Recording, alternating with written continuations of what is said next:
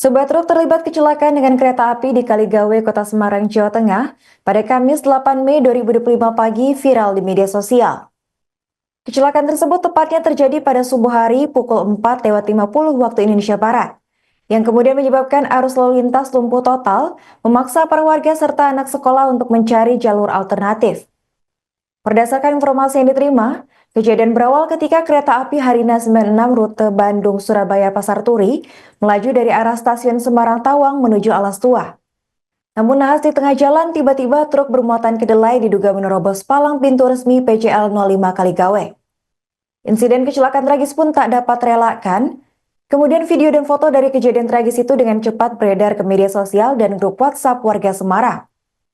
Berdasarkan laporan tim Download Tribun X sekarang, menghadirkan lokal menjadi Indonesia.